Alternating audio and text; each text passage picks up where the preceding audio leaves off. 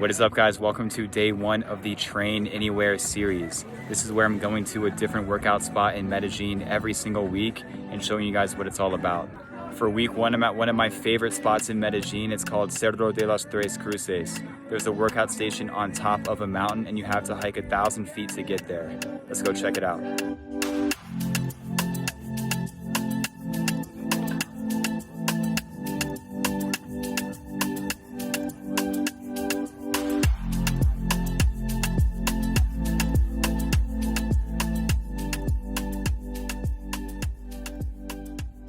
Workout is complete, and what makes this place even better is that there's a restaurant at the bottom of the hill.